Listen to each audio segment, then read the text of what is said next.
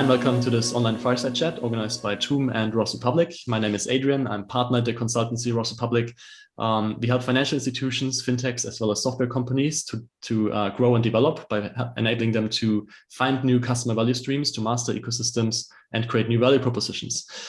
Together with Tuum, we have teamed up to create a new white paper called It's Time to Build, making the right technology choices to enable true business transformation in banking.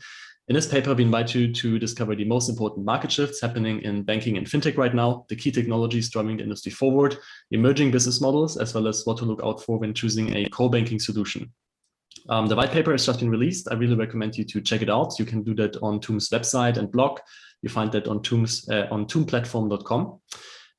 The fireside chat today is the first one. It's also about the first part of our white paper, so the main customer and market trends shaping the industry right now. We're really happy that we're joined by Simon Ousager, who's the CEO of Januar. How are you doing, Simon? Very good, thank you. Awesome. So Simon is the CEO of Januar. It's the #1 European payment gate for crypto companies. For example, innovative European crypto companies use Januar's payment account solutions to accept payments and send payouts while maintaining full compliance and stable business operations. Before that, Simon was one of the first hires at Chainalysis and is one of the top experts on the topic of crypto technology, forensics, and compliance. For example, he has trained European regulators, the majority of the largest exchanges, as well as the international banks and law enforcement entities on the topic of crypto. So again, thanks a lot, Simon, that you joined this session today. But I would be really interested to hear quickly in your own words what Januar is offering exactly, when you will launch, and also maybe a little bit about your own background. Thank you very much for that introduction. The very short explanation of what Januar is setting out to do is to provide payment accounts for businesses that are working with cryptocurrencies, Web3, Bitcoin, whatever you want to call it. It's a problem that hasn't been solved in the continental EU to a very large extent, and these businesses are struggling despite being regulated and registered with the local FSAs. They still have a hard time partnering up with banks that can understand their business and understand the risk and provide them a basic infrastructure such as payment accounts. This is what we're really good at, is understanding the risk and understanding the space and help them through that.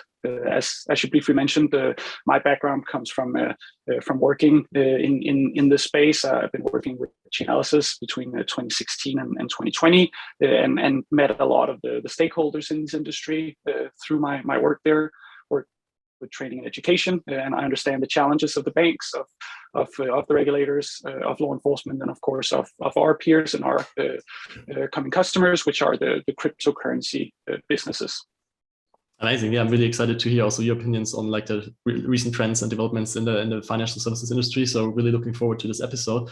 Our second guest is Ove Kreison. He is the co-founder and CTO of Tuum, the modular platform for seamless banking. So also, thanks for joining, Ove. Could you also quickly describe in your own words what Tuum is offering and also a little bit about your own background? Yeah, sure. So Tuum is an API-first cloud-based banking platform supporting main retail and business banking use cases such as core banking, different sorts of payments, card issuing, support for credit products, deposits, and many more options. And currently in a process to move from retail and business to also the corporate side. And my background is also mainly in financial services, and especially on the technology side for the last 10 years, and having been working together with some of the major players in the market, such as Arvato, OP Financial Services Group, even also with Solaris Bank, so that have a quite diverse background and overview of the market. Amazing. Yeah, I'm also looking forward to talking with you about these the topics that we've planned for today. And I would say let's directly jump into one of our main topics, which is changing customer expectations in the banking industry. So basically in the paper, we also kick off by highlighting some of the most recent market trends that we've been seeing in financial services. The chapter is called "The Financial Industry is Evolving."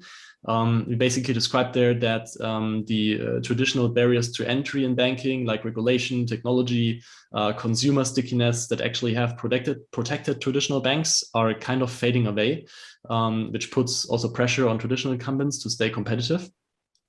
So when it comes to consumer expectations, we have been seeing in other industries from really successful technology firms like Amazon or Spotify that they have taken existing services and transformed them into really fully digital experiences, which are now also part of their customers' daily lives.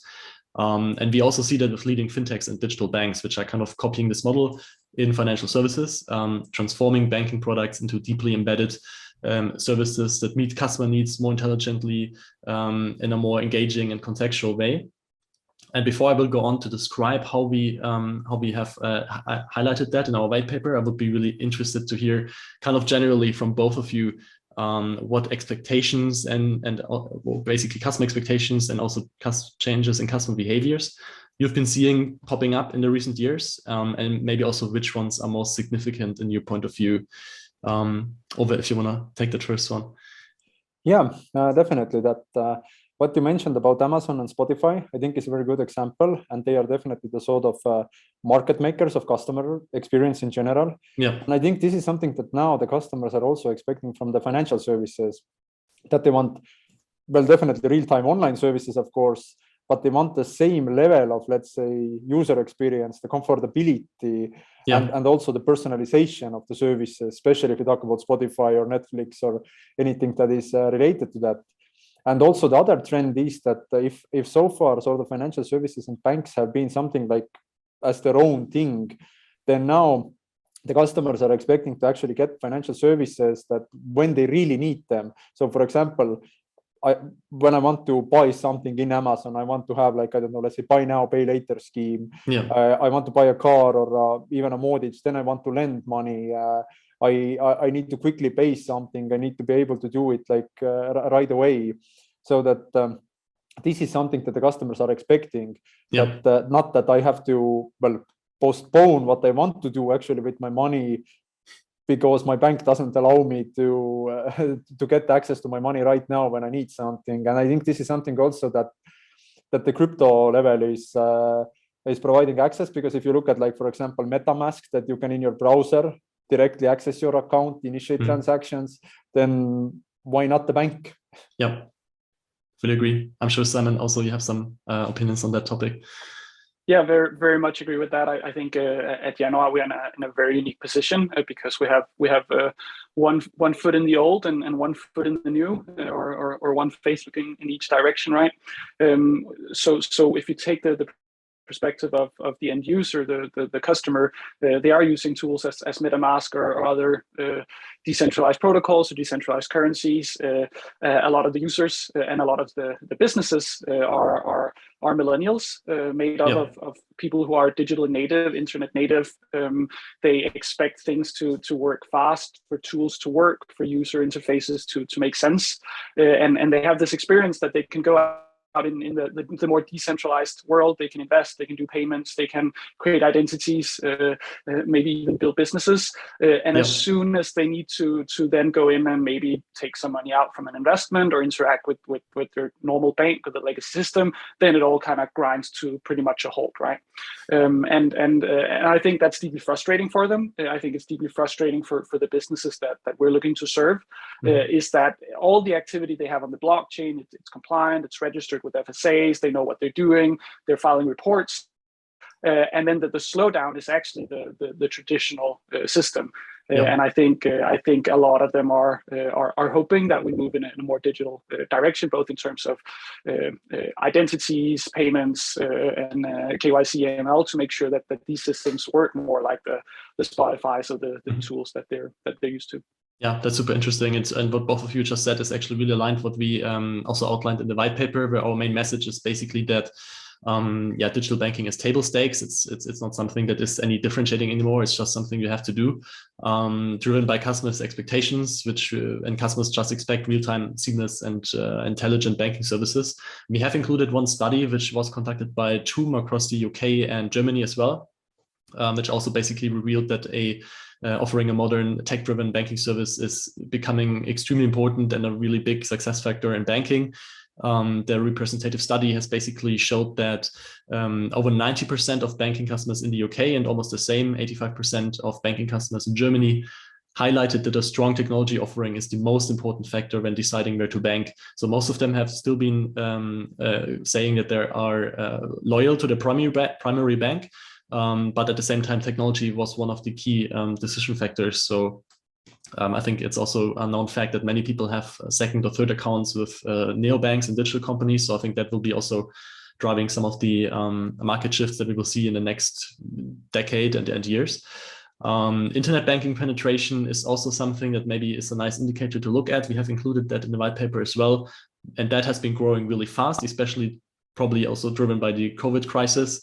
It's now at around 80% in France and Sweden.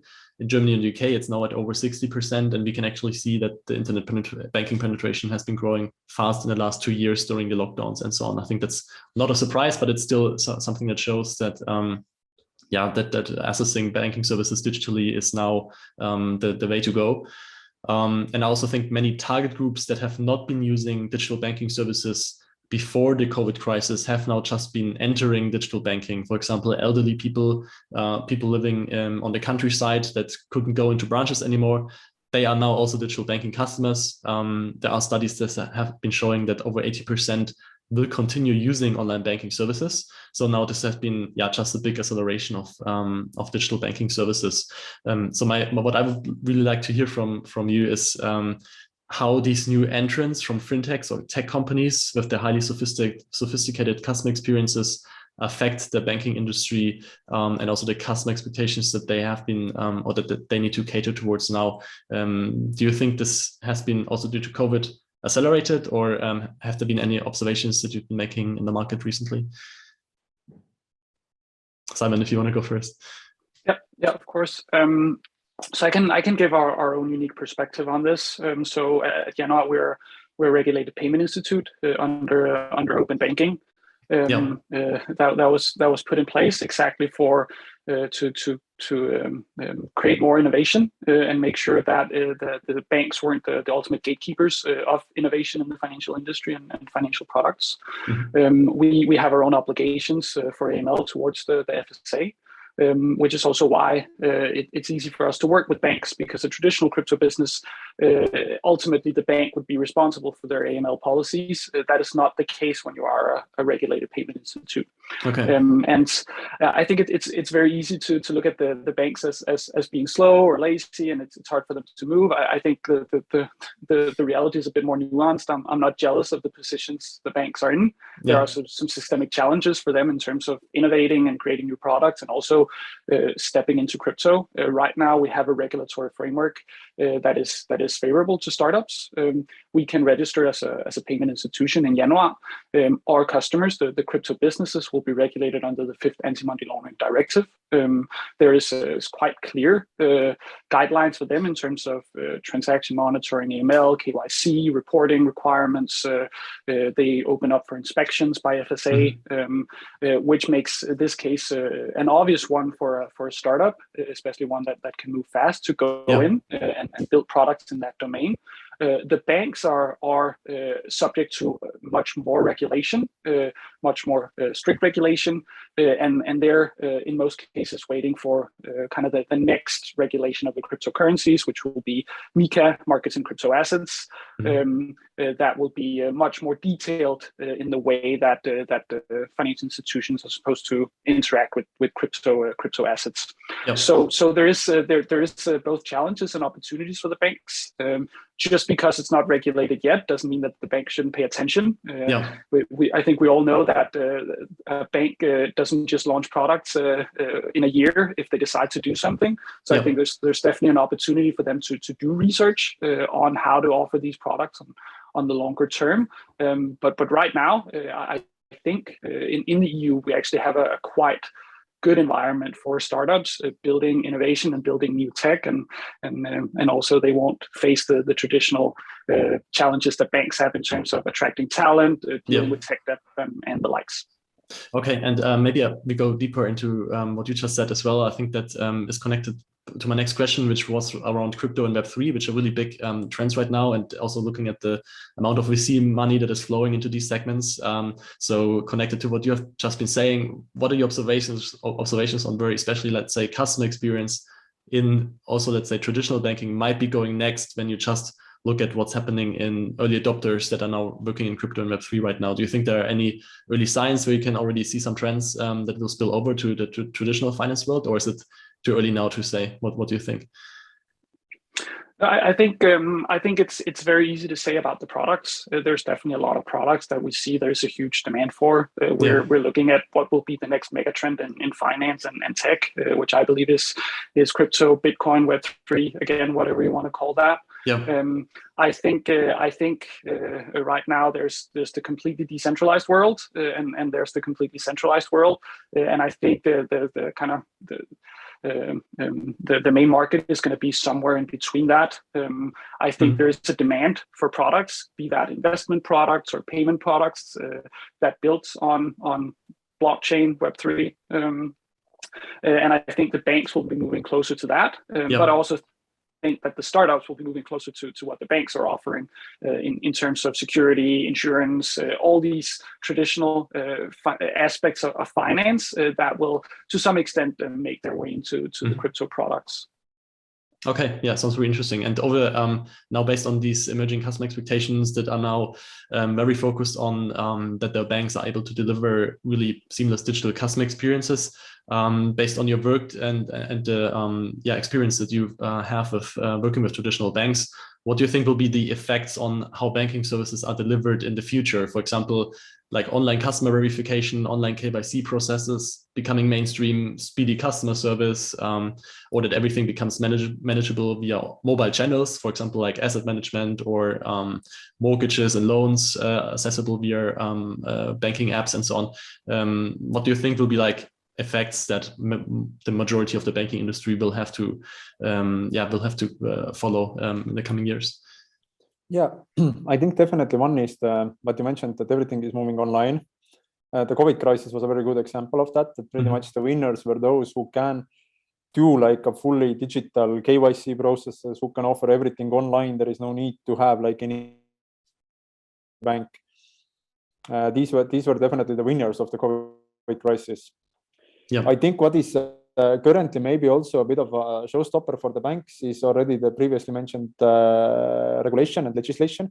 The issue is that, for example, strong customer authentication is a really, really good topic in that sense that well, again, coming from Estonia, things are very well. In our case, we have full digital identities here, but and the same goes for the Nordics. Not that great in Western Europe and other parts of the world. So I think this is something that definitely let's say the states and regulators can help with, that to come up like a good way how to have like a fully digital authentication, because with these digital services is also that one is the service itself, but the other is like, for example, if you look at how you interact with Spotify, also you sign in with Google or Facebook in that sense and that sort of things. This is not available for banks at all in reality. This is not how you can conduct any regulated business. Yeah. The other thing is definitely that the banking is moving more and more into the embedded space. This opens up for the banking also new revenue streams because it will bring down your marketing costs in that sense. You get much closer to where the customers actually are. You can offer the services right there in the very close area of the customer. And the other part is also what I have seen in the banks is the sort of banking as a service or the similar offerings that they see that there is currently we still have a negative interest rate climate, so that they are looking for new revenue streams. That is one in that sense, because they have the capital, they have the licenses, and now if they can find up like either partners or build on their own good technology, then they can actually open up quite a nice business line for them in that sense. And this means also that they can provide the tech and the capital, but they let other fintechs or people who are, let's say, maybe more familiar with all this customer experience and everything like that do the actual work for them in that sense and still reap the benefits of it.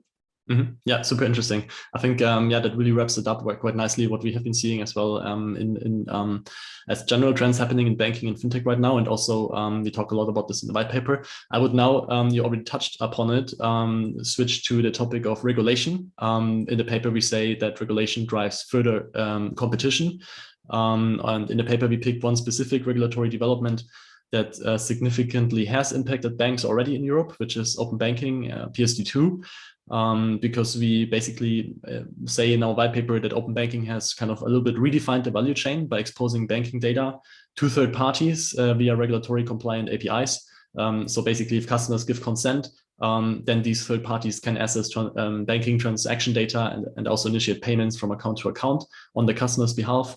We've been seeing hundreds of third-party providers that now utilize transaction data and also facilitate account-to-account payments.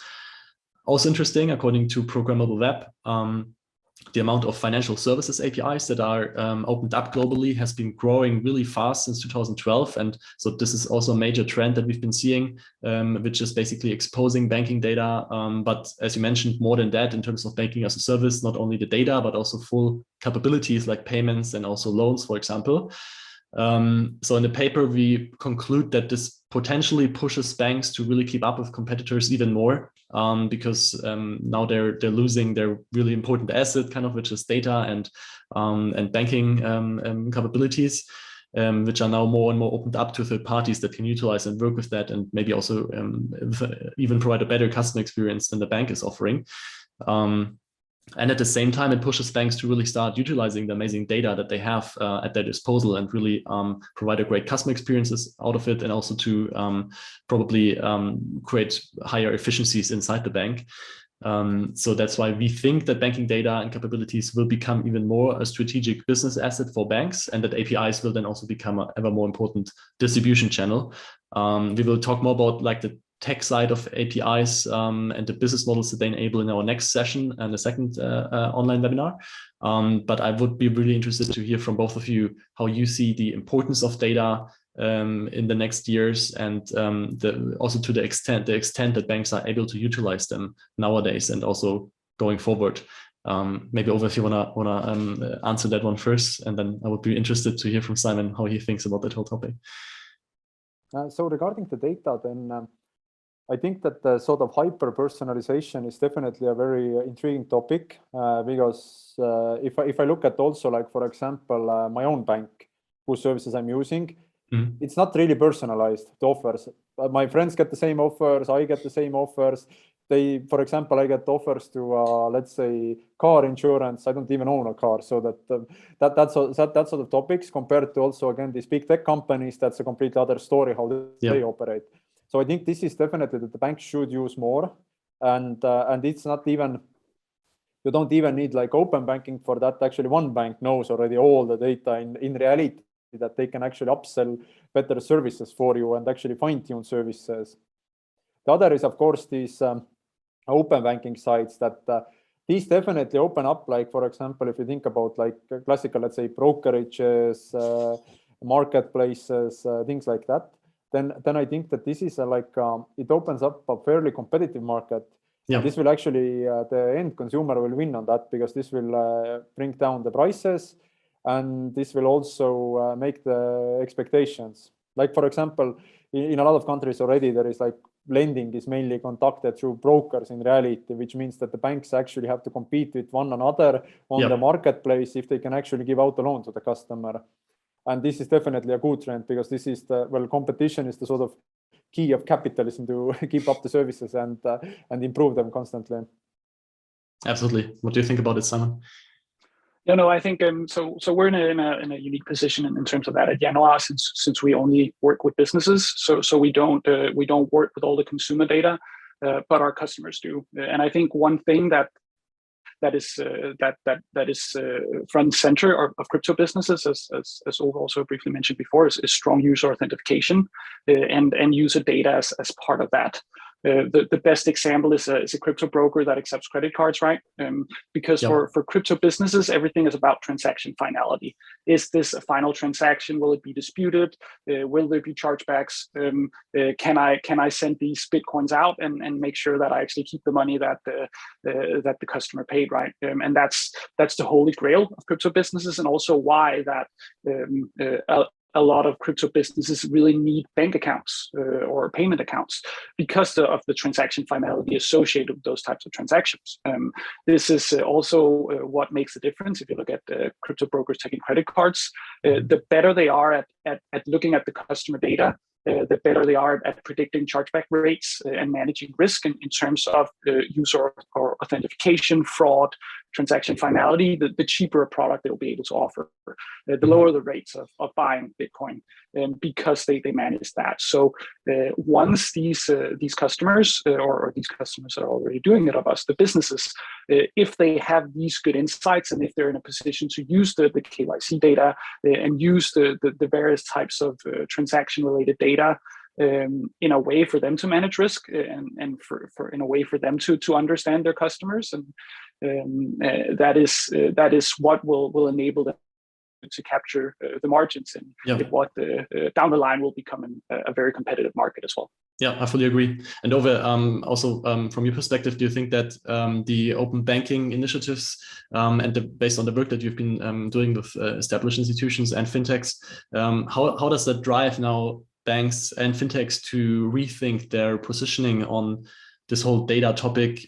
Because obviously PSD2 regulated third parties can now access, if the customer gives them consent to these data, and allow basically other third parties to play around with that and build their services on top of it. We're seeing more and more really interesting fintech plays around that in Europe, for example, in lending, also for example, in SME lending, where you can really directly access cash flow data and transaction data from all of a business's payment accounts and do automated underwriting in real time, for example. So we see really amazing innovation that has been opening up and is now really more and more increasing in Europe. Do you see that there is maybe a switch in how banks and fintechs think about the data that they have and what kind of ecosystems they can build around that? Or is that still very early days? What do you think? I think it definitely has made quite an impact. Especially there is also one side impact that the PSD2 and open banking, they forced actually banks to technically open up these services, which already meant that they had to re-architecture things. They needed to, actually move a larger step towards being actually a tech company rather than just like something that runs on this old legacy technology. Yeah. And I have to agree with your comment in that sense that I'm also seeing the similar things, that there are a lot of companies who are finding the niche in that sense, that putting different services together, like for example, using the same transactional data and analysis on top of that to give out lending, using the same transactional data to, let's say, recommend some products or purchases. Yeah. So that there are a lot of interesting movements coming in. And I think that what this has made the banks think is also that they sit on a gold mine, of course, on the transactional data, but they do lack some other data in that sense, like what do I do, what like web cookies, what do I visit, and so on. Yeah. And definitely I'm seeing, not in all banks, but in some banks, that how to enrich their existing data also in that sense, so that there is, at least I think it's relatively early stages still, but there is a driver also like for banks and fintechs to actually look beyond themselves, because now there is the capability. Absolutely. No, I think that is very, very interesting. We will also dive deeper in new business models that this whole API-ification of banking will enable in our next session. Now I would like also to ask both of you a very interesting one, which is around the whole topic of the competitive landscape that has been playing out in banking. Simon, I would be really interested also to hear from your side first, coming from the crypto world. Who do you think banks, and especially like traditional banks, are now competing against in this whole digital landscape? What do you see as like the main competitors? Also maybe in regards to crypto companies that potentially replace full financial segments with based on blockchain technology and other kind of services around it. Who do you think banks should have on their radar when they think about their competition? Yeah, super relevant question. Again, I think there's some products that will make it to market. There's some market demand for certain types of products, be that crypto investment products, treasury products for corporates taking positions in say Bitcoin. There's a kind of a product suite that will emerge, that is right now emerging at the startups, and that will get closer to the banks.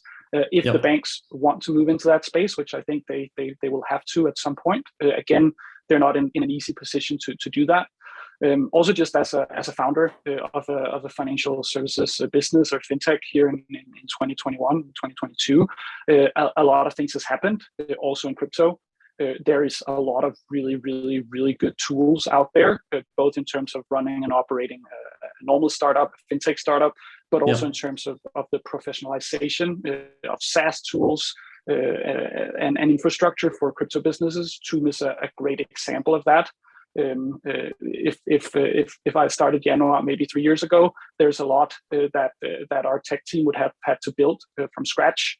Right now, there are providers as Tuum out there that is able to help startups move really fast.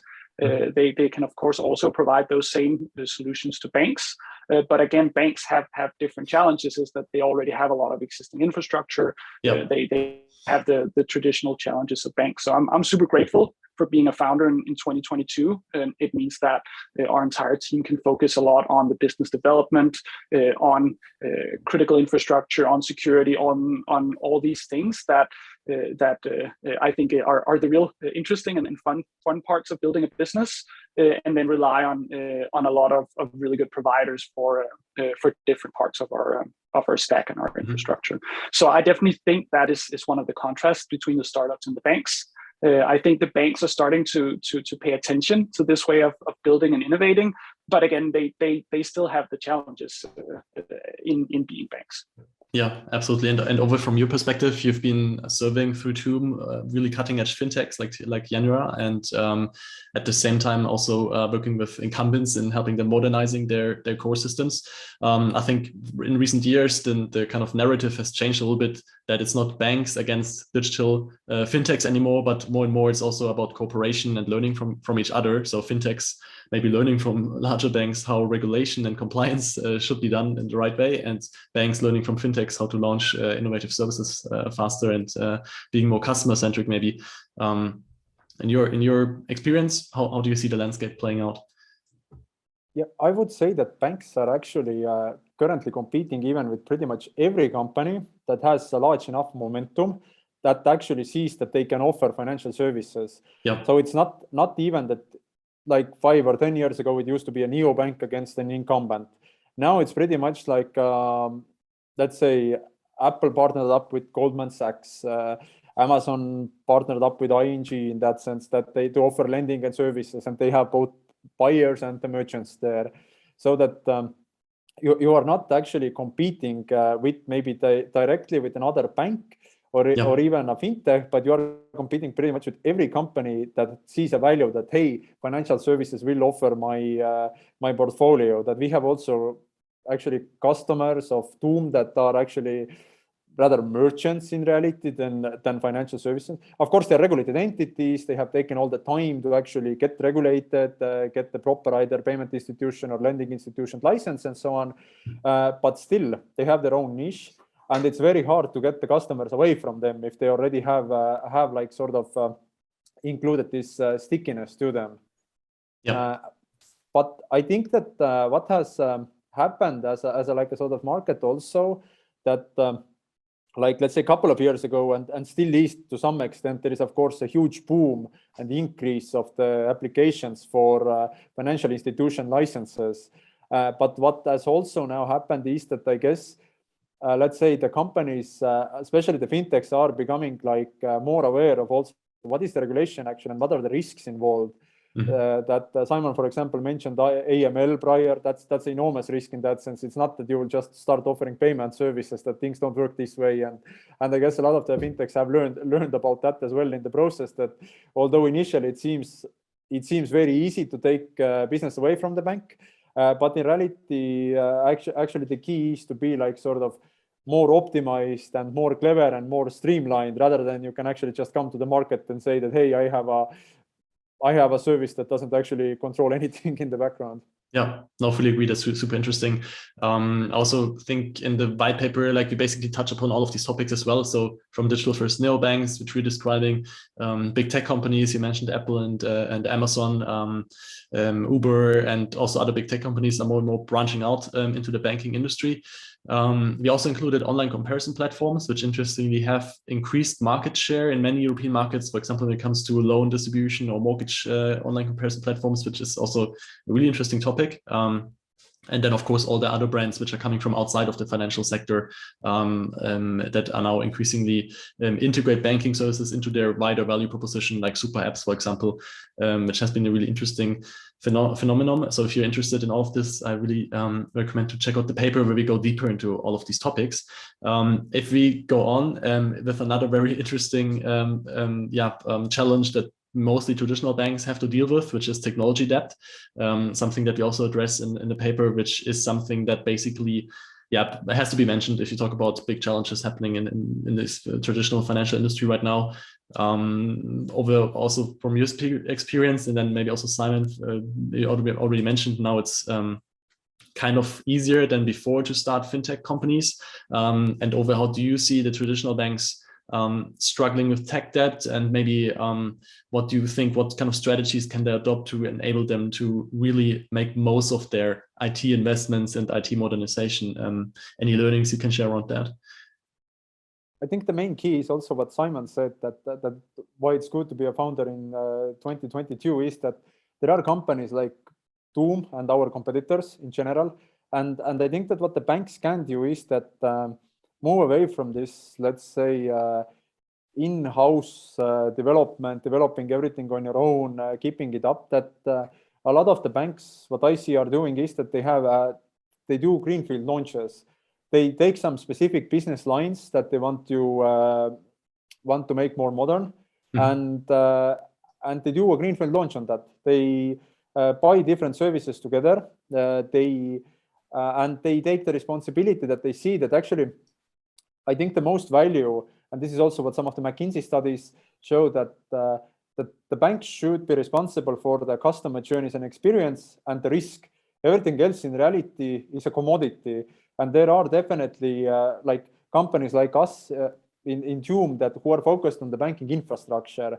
And this is our only business. And we focus on that, and we get input from all sorts of different customers, different markets. Yeah. One bank only sees their life, so that automatically taking a platform is a better choice in reality, because they have a much wider audience who they have to tackle. And this means also that technology-wise, it's more fine-tuned, everything is more thought through in that sense, and more configurable.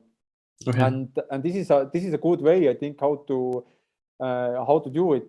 That a lot of the banks are also doing this, that it's like sort of that full migration, full everything path. But to be honest, take it step by step in that sense, that this is how tech companies also work in reality. You launch MVPs in reality. You don't take that I have this sort of enormous definition of done, and I will not launch anything until it's fully completed in that sense. So this is something that the banks can learn from also, that how to handle it. Absolutely. Simon, anything you want to share on that as well? Yeah, no. I think you covered most of it, Ove. I'm not envious of the banks. They have challenges in terms of digitalization, tech debt, attracting talent, and these things they affect each other, right? There's a feedback loop, and kind of a funny question I often ask if I'm talking to engineers that worked in some of the big banks. Of course, given that they can disclose it, is what's your Oompa Loompa moment? The Oompa Loompas being these little orange men for that makes the chocolate factory work at Charlie and the Chocolate Factory, right? And I often imagine that they, like, one day they sit and then they work at their desk, and then they go to the bathroom, and on the way there's a broom closet open, and they hear like a little bit of music and funny voices coming, right? And they open a hatch and they kind of look into the system, and then they just see something, and they're just like, oh, this is how they manage databases, or this is how they mitigate this problem. And it blows their mind a little bit, and they just they close the hatch and they go back to their work, and they never think of it again, right? Yeah. And that is how some of these problems are being mitigated in the banks, is that there is a lot of solutions that are meant to be temporary, and suddenly they kind of make their way into their infrastructure. Now they have to build around that, and those are challenges that you don't just solve overnight. Absolutely, fully agree. Also, another part that we basically next to the technology debt that we also highlight in the paper is just the more general, the structural market developments, which make it more challenging to grow. Both of you have mentioned it already now in the course of the session. I would say, yeah, just to give a little bit of context to our audience around that, it's that basically, if you look at the market environment, it has been extremely challenging in recent years to really turn to a profit for many traditional banks. Just because this traditional balance sheet-based business model is very capital intense, so it becomes less relevant for revenue generation. Ove mentioned it also a little bit, that it's more about really origination, value-added services, maybe even platform-based business models that are now bringing the most growth in financial services. There have been some studies that have been showing, for example, that the return on equity, which shows how efficient banks are managing their capital inside the European Union, has declined from 6% to only 3% from 2019 to 2020. And also globally, that most banks basically trade at book value versus all other mainstream industries trading at least 3 times the book value. So you can also see like investor sentiment on traditional banks has been a little bit dark in the past. So so that's why we basically describe in the white paper and highlight some of the more structural problems that are happening, which banks cannot really influence, but of course, so they still have to find a way to grow and to innovate. So I think that will be interesting to see how that will turn out in the future. I would say as an outlook, maybe where the banking industry is going next. I'm sure you both have very interesting opinions on that as well. But now we talked about like increasing customer expectations, regulation like open banking, technology debt, new competitors that are emerging. But what do you think are some positive signs and positive elements that banks and also fintechs obviously can leverage to build a more future-proof business going forward? Do you think it will be technology and also new business models? Do you think it's customer trust? I would be really interested to hear, in your opinion, what do you predict as, like, let's say over the next 5 to 10 years, what will be very relevant, what banks should be actually tackling in terms of innovating and being able to grow in the future? Simon, if you want to start off. Yeah, again, putting on the blockchain glasses, having been part of this industry for a while, if you go back to 16 or 17, blockchain technology was kind of presented as one of the solutions to solve a lot of these challenges of the banks, especially in terms of tech, in terms of collaboration, in terms of settlement, all these things. That then turned out to actually not be the case. Blockchain was more about the products, it was more about the cryptocurrencies, always was. And all these very large projects with a lot of different stakeholders for the banks joining consortiums, doing working groups, all kind of showed that the solution wasn't blockchain. It wouldn't go in and fix it. It wasn't that the banks had a blockchain problem. They had very kind of down to earth problems. They had challenges in terms of collaboration, building common protocols. They had challenges in terms of user identities. They had challenges in terms of digitalization and automation. Quite, I would say, almost generic problems for any large institutions. Of course, they're very regulated and all these things at the same time. But a lot of the problems are in terms of automation and digitalization, and these things are more complex if you run a financial institution. But also it's not necessarily a tech problem. It's the approach to solving that and the systemic challenges inside them.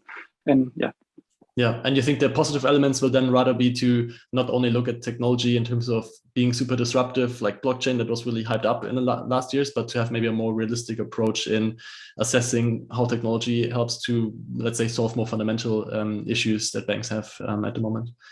Yeah, absolutely. I think you see that around strong user authentication that solves a lot of problems downstream of that. You see it with PSD2 and open banking and innovation, that it makes sense to take some of the innovation and actually move that out of the banks towards more agile organizations like Januar. And so I think we're definitely on the right way. And I think part of this open banking regulation has actually pushed that agenda forward. And that's, I'm happy to see that both as a citizen, but also as an entrepreneur. Amazing. Ove, what's your opinion on that? One thing is that since a lot of the banks are currently upgrading like their infrastructure due to the PSD2, doing reworks, I think that's actually a good time for also to relook at processes that, as Simon said, that that initially it was like also that now blockchain, there is a new technology and the technology will help everything. The issue is not about technology, but the issue is that how to use the technology. Yep. What I see also is that the banks take that they still take the processes from the previous days and just bring in new technology, but in reality nothing changed. You have more fancier websites, you have more fancier back offices, maybe some automation, but that's it. I think that they are currently losing a bit of the good opportunity to actually look at how they are operating and how this can be automated. Also, one other way how they can future-proof themselves is that I think that like we ourselves, that we are in as a banking infrastructure, we also have quite a wide ecosystem of partners that whom we have integrated, whom through we offer different services.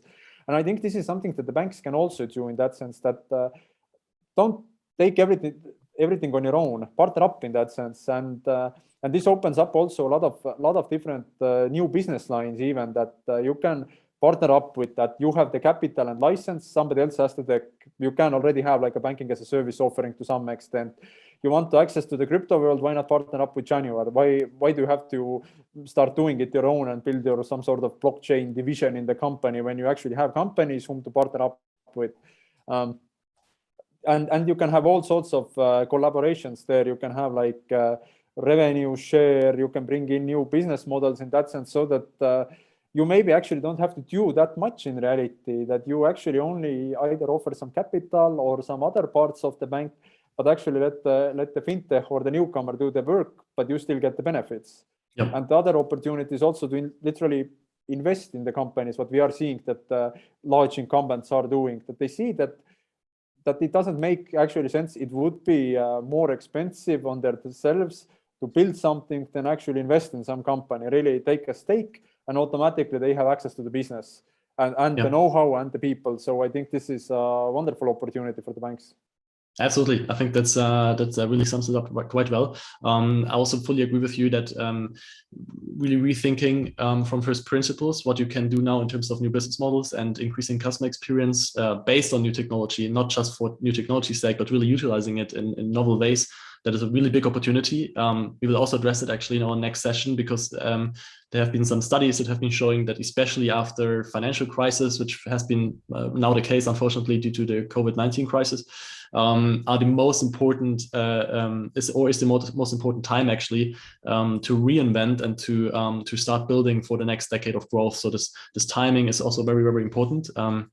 And now that there are new technologies in place to really help banks to be able to compete better, to, as you just mentioned, to build out new business models as well, new revenue streams, and to really look at the changed customer landscape and changed customer expectations, what we've been now all talking about in the session. I think that is very, very important. And it will be very interesting to follow up how that actually evolves over the next years and which banks are the winners there and which fintechs are able to become more and more established. I'm also very interested how the crypto world will play a role in that, and I think it's early days, but it's already very established. So Simon, I think that will be very interesting to follow up as well. But from my side, thanks a lot for participating in this online session, Ove and Simon. Thanks for sharing your insights. As I said, in the next session, we will then focus more on the technologies in banking, and then also how they enable new business models. If you're interested in diving deeper into all of these topics, go to tuumplatform.com. You can there find our latest white paper. And yeah, Simon and Ove, have a nice day, and hope to speak soon.